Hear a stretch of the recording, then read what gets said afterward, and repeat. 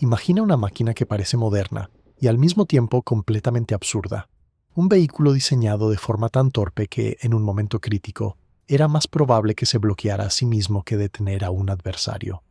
Un tanque que, bajo un clima caluroso, parecía ablandarse, que en terrenos fríos quedaba rígido como una piedra y que, durante ciertos ejercicios, funcionaba tan mal que incluso los oficiales británicos apartaban la mirada discretamente. Y aún así, esta construcción tan peculiar desempeñó un papel central en el desarrollo de la tecnología blindada británica.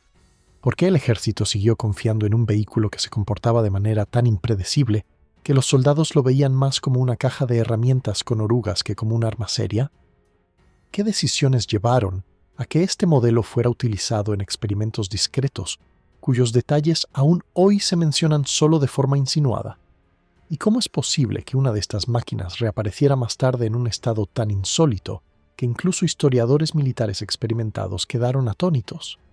Cuanto más se profundiza en la historia de este tanque, más evidente se vuelve que, detrás de su diseño aparentemente ingenuo, existe una cadena de acontecimientos tan improbable que roza lo increíble. Errores de juicio, modificaciones improvisadas, operaciones discretas y un incidente misterioso del que todavía se habla solo en susurros. Si quieres descubrir cómo un vehículo que casi nadie tomaba en serio terminó convirtiéndose, sin quererlo, en el protagonista de uno de los capítulos más extraños de la historia militar británica, quédate hasta el final. Las revelaciones más sorprendentes se encuentran exactamente donde menos las esperarías. Mientras los estrategas militares británicos buscaban, en los primeros años de la posguerra, una nueva dirección para sus fuerzas blindadas, se encontraron atrapados en un periodo de profunda incertidumbre. Los tanques romboidales, antaño alabados por su resistencia en el campo de batalla, empezaban a parecer reliquias torpes más que herramientas adaptadas al futuro. Eran enormes, difíciles de maniobrar, demasiado visibles y tan sensibles mecánicamente que cualquier fallo menor bastaba para inmovilizar la máquina entera. A pesar de ello, algunos responsables seguían aferrándose a estas viejas ideas como si fuesen verdades inmutables. Sin embargo, el progreso tecnológico avanzaba sin pausa. Cuanto más analizaban los ingenieros el combate moderno, más absurdo resultaba seguir confiando en aquellos colosos. El mundo empezaba a exigir vehículos más compactos, ágiles y dotados de torretas giratorias, un concepto que parecía casi provocador dentro del pensamiento británico de la época. En ese clima de transición apareció el Light Tank Mark I, rebautizado poco después como Medium Tank Mark I. Su importancia superaba con creces sus capacidades reales. Representaba un intento de romper con las convenciones del pasado y abrazar una visión más moderna.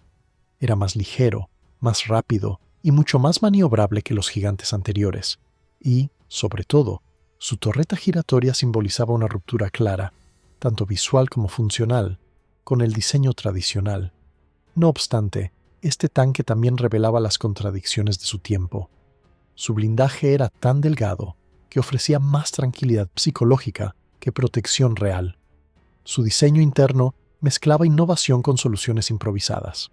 El conductor tenía un campo de visión tan limitado que una parte considerable del terreno frente al vehículo quedaba invisible. Los elementos exteriores de la suspensión estaban tan expuestos que incluso un infante con equipo básico podía dañarlos, y aunque su cañón principal cumplía con los estándares de aquel momento, ya dejaba entrever las necesidades futuras. Esa combinación de ambición e incompletitud otorgaba al Mark I un carácter casi irónico. Quería representar el progreso, pero aún arrastraba marcas visibles de una época superada.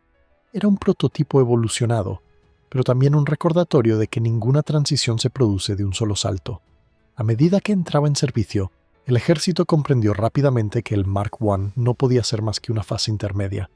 Sus virtudes señalaban la dirección adecuada, pero sus limitaciones dejaban claro que el camino por recorrer aún era largo. Los ingenieros comenzaron entonces a trabajar en una nueva versión que conservara los puntos fuertes y corrigiera los fallos evidentes. Mientras tanto, el panorama internacional cambiaba con rapidez. Otros países ya invertían en sus propias fuerzas blindadas, presionando a Gran Bretaña para acelerar su modernización. El Mark I había sido un avance, pero el mundo avanzaba aún más deprisa que él. Así, el vehículo se convirtió en un maestro involuntario, una máquina que revelaba las deficiencias de las ideas existentes y mostraba todo lo que debía cambiarse. y fue precisamente de estas lecciones de donde surgiría el futuro Medium Tank Mark II, destinado a superar a su predecesor y a ocupar un lugar decisivo en la historia de los blindados británicos. Cuando el Medium Mark I terminó sus primeros años de servicio, dejó una impresión tan peculiar como reveladora. Parecía un avance sobre el papel, pero en el terreno mostraba contradicciones que lo convertían en una máquina tan instructiva como imprevisible. Sus puntos débiles aparecían justo donde el ejército más necesitaba fiabilidad, transformando tareas sencillas en problemas mecánicos inesperados. Los elementos expuestos de la suspensión eran tan vulnerables que incluso un soldado poco equipado podía inutilizarlos. Bastaban unos pocos impactos bien colocados para dejar fuera de combate a un vehículo diseñado para infundir confianza. La posición del conductor ilustraba otra de estas rarezas técnicas. Situado en la parte delantera, debía guiar el vehículo sin ver correctamente el terreno. Una amplia zona muerta se extendía frente al tanque, haciendo de la conducción un ejercicio extraño, casi intuitivo. En lugar de controlar la máquina, el conductor parecía un pasajero atrapado en un compromiso de diseño claramente superado. El armamento principal, aunque adecuado para el momento, también generaba dudas. El cañón de 3 libras cumplía, sí, pero los estrategas ya intuían que el futuro exigiría mayor potencia y alcance. El Mark I aún respondía a las necesidades inmediatas, pero mostraba signos evidentes de quedar obsoleto muy pronto. Ante estas limitaciones constantes, los diseñadores llegaron a una conclusión inevitable. No bastaba con reparar el tanque, había que replantearlo desde la base. Así nació al año siguiente un nuevo proyecto, inicialmente llamado Light Tank Mark II. Ese nombre no duró mucho, pues pronto fue reclasificado como Medium Tank Mark II, más acorde con su verdadera naturaleza. Mientras se debatía su denominación, la producción ya estaba en marcha. El contrato se dividió entre el Arsenal Real de Woolwich, encargado de la mayoría de las unidades, y la compañía Vickers, que fabricó una parte menor. Esta división provocó diferencias sutiles entre ejemplares oficialmente idénticos. Cuando los primeros Mark II llegaron a las unidades, dieron la impresión de un diseño familiar pero afinado. Las mejoras destinadas a corregir los errores del Mark I eran evidentes. El cambio más llamativo fue la instalación de grandes paneles laterales que protegían la suspensión. En teoría, esto resolvió un problema grave. En la práctica, introdujo otro. En terrenos fangosos, los paneles acumulaban barro hasta formar una masa pesada y pegajosa. En épocas de frío, esta masa se congelaba, bloqueando las orugas y dejando el tanque inmóvil. Lo que debía ser protección terminó convirtiéndose en una trampa. La parte frontal del vehículo, en cambio, mostró un avance real. El blindaje inclinado mejoraba la resistencia, la posición elevada del conductor permitía una visibilidad al fin aceptable, y los nuevos conductos de ventilación facilitaban la refrigeración del motor. El interior parecía más coherente, más funcional. El armamento también fue revisado. El nuevo cañón de 3 libras, con un tubo más largo, ofrecía mayor precisión. A pesar de que la masa del tanque aumentó ligeramente, sus prestaciones de conducción prácticamente no se resintieron, un logro poco común en procesos de modernización apresurados. Sin embargo, entre estos avances surgieron decisiones desconcertantes. Componentes del Mark I que habían sido descartados reaparecieron en el Mark II, piezas de torreta anticuadas, eslabones de oruga poco fiables, montajes de ametralladoras ya obsoletos. El tanque parecía debatirse entre 2 épocas, incapaz de romper por completo con la tradición. En esta forma híbrida, el Mark II entró en una nueva etapa, no solo como vehículo operativo, sino también como banco de pruebas para ideas que, en muchos casos, los propios ingenieros aún no sabían si tenían futuro. Cuando las primeras versiones del Medium Mark II llegaron a las unidades, dejaron ver un equilibrio peculiar entre lo familiar y lo novedoso. A simple vista, el tanque recordaba claramente a su predecesor, pero cada detalle parecía esforzarse por corregir un defecto anterior, a veces con soluciones ingeniosas y otras con resultados casi cómicos. La incorporación más llamativa eran los grandes paneles protectores instalados a lo largo de la suspensión. Desde lejos, daban al vehículo un aspecto más coherente y al fin protegían los componentes vulnerables que antes quedaban expuestos a cualquier impacto. Pero esta mejora traía consigo una nueva paradoja. En terrenos húmedos, los paneles actuaban como bandejas que acumulaban barro hasta ralentizar el vehículo de forma notable. Y en climas fríos, esa masa se congelaba, formando bloques rígidos que inmovilizaban por completo el tanque. Lo que debía ser protección se convertía en un freno absoluto. En contraste, la parte frontal rediseñada ofreció avances reales. El blindaje inclinado aumentaba la resistencia, la posición elevada del conductor por fin proporcionaba un campo visual aceptable, y los nuevos conductos de aire mejoraban la refrigeración del motor. Por primera vez, el interior daba la impresión de haber sido pensado para las necesidades de la tripulación y no únicamente para encajar mecanismos como fuese posible. El armamento principal también se benefició de modificaciones. El cañón de 3 libras, ahora con un tubo más largo, ofrecía mejor precisión sin comprometer la estabilidad del vehículo. El ligero aumento de peso general resultó casi irrelevante, un logro notable en una fase de desarrollo en la que la mayoría de mejoras venían acompañadas de inconvenientes. Aún así, entre innovaciones sensatas persistían decisiones desconcertantes. Algunos elementos abandonados en el modelo anterior reaparecían inexplicablemente. Mecanismos de torreta obsoletos, eslabones de oruga frágiles, monturas de ametralladoras anticuadas. El tanque parecía atrapado entre 2 épocas, con una parte de su diseño mirando hacia adelante y otra aferrada al pasado. Lo que realmente definió al Mark II, sin embargo, fue su inesperado papel como banco de pruebas. Al existir en cantidad suficiente, comenzó a utilizarse para experimentos de todo tipo, desde ideas prometedoras hasta proyectos abiertamente extravagantes. Algunos ensayos buscaban mejoras prácticas, otros parecían más ejercicios de curiosidad técnica. Uno de los proyectos más peculiares consistió en instalar un puente plegable sobre el tanque para superar fosos y obstáculos. Sobre el papel la idea era brillante. En las maniobras se convirtió en un espectáculo de acero tembloroso y articulaciones fuera de control. El puente se colocaba mal, se deslizaba o quedaba trabado, convirtiendo cada demostración en un riesgo absurdo. El proyecto se archivó discretamente. Aún más sorprendente fue la creación del llamado Box Tank. Se retiró la torreta original y se instaló una estructura rectangular que parecía más una caseta blindada que un vehículo militar. Con troneras y espacio para equipo de mando, el resultado era tan extraño como intrigante. Una segunda versión fue construida antes de que los presupuestos recortados cancelaran el programa.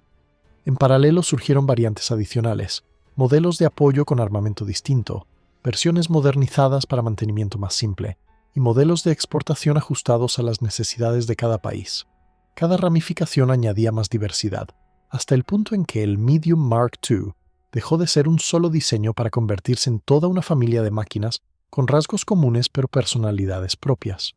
Así, el Mark II se convirtió en un reflejo perfecto de su época, un periodo de búsqueda, de experimentación, de avances que revelaban nuevos errores y de soluciones que mostraban los límites de un concepto todavía en formación. Y fue justamente esa incompletitud la que le otorgó su mayor valor. Enseñó cómo se aprende realmente. A medida que el Medium Mark II continuaba expandiéndose dentro del ejército, también empezó a transformarse en una plataforma experimental sorprendentemente versátil, moldeada tanto por la creatividad técnica como por la improvisación administrativa. La producción aumentaba, pero su organización seguía siendo caótica. Se reservaban amplios bloques de números de serie, aunque la cantidad real de tanques construidos rara vez coincidía con esos registros. Algunos vehículos se exportaban, otros se modificaban incluso antes de ser entregados, y unos pocos se convertían en prototipos cuya historia exacta sigue siendo confusa hoy en día. Entre los experimentos más llamativos se encontraba el intento de equipar al tanque con un puente plegable. Sobre el papel, la idea era ingeniosa: permitir que el propio vehículo desplegara una estructura para superar zanjas y obstáculos. En la práctica, el mecanismo se comportaba como un aparato teatral mal equilibrado. Era pesado, inestable y difícil de controlar.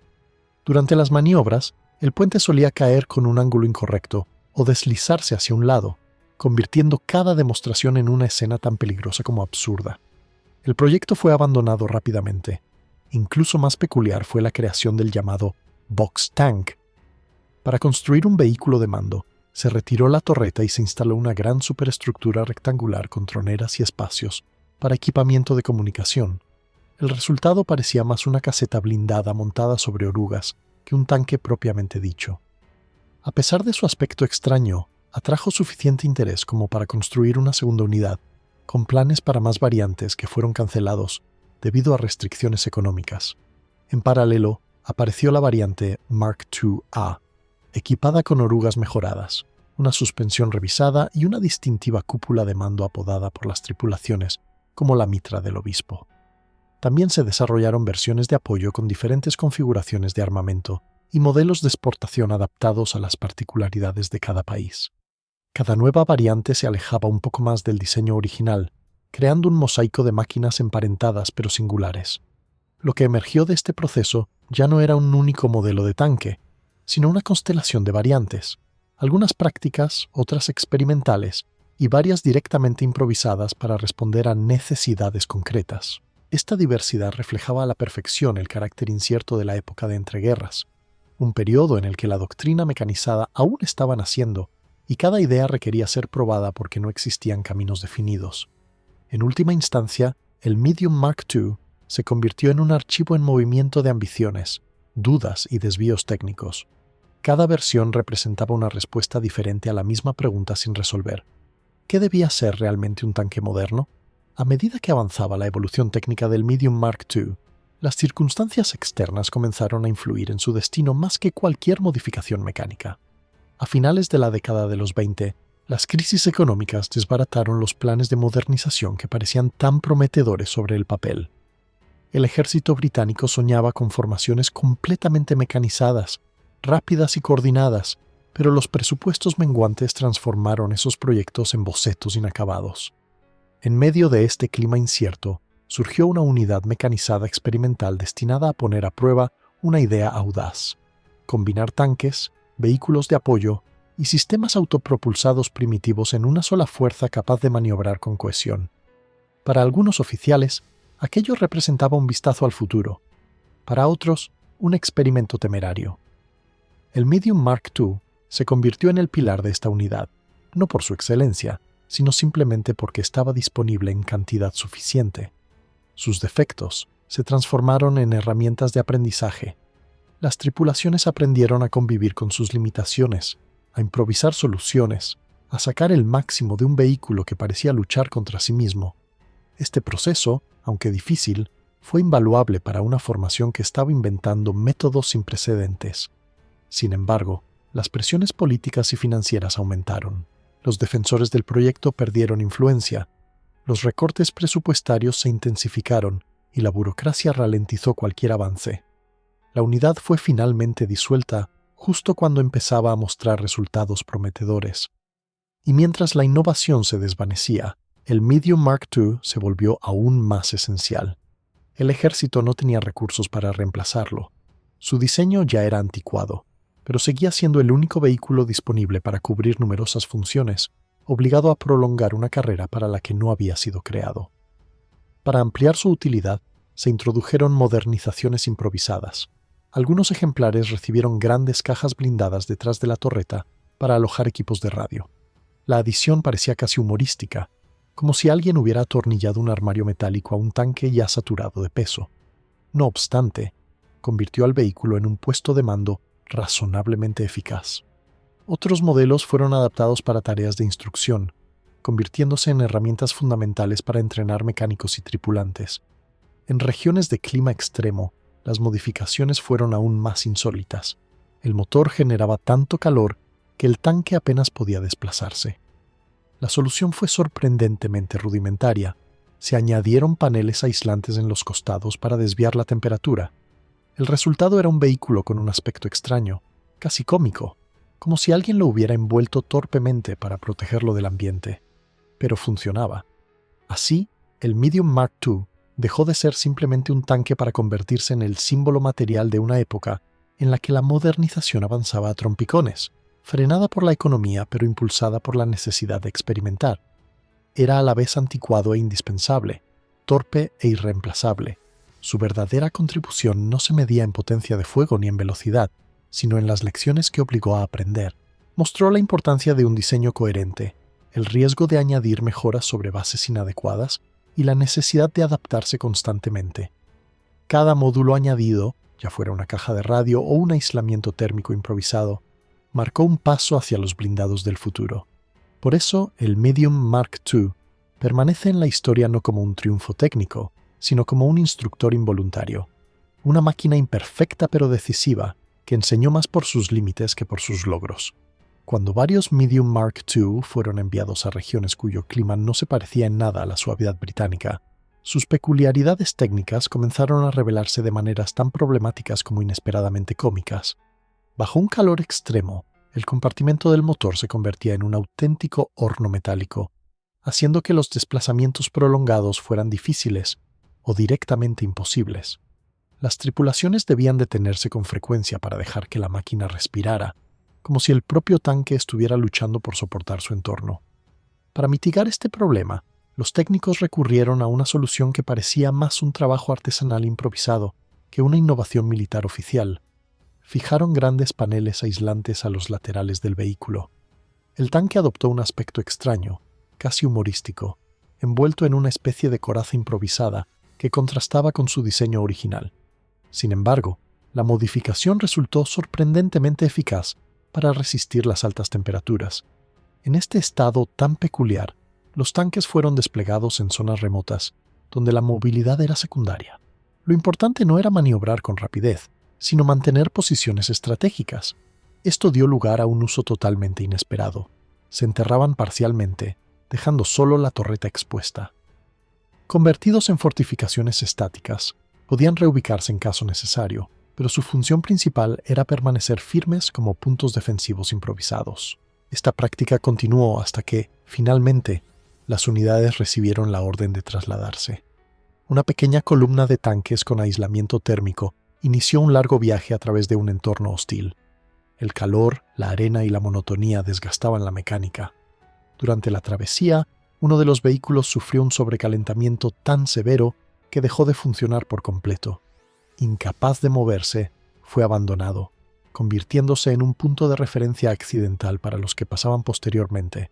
Un esqueleto metálico descansando en medio del desierto. Los demás tanques consiguieron llegar a su destino, donde fueron nuevamente enterrados como puestos defensivos.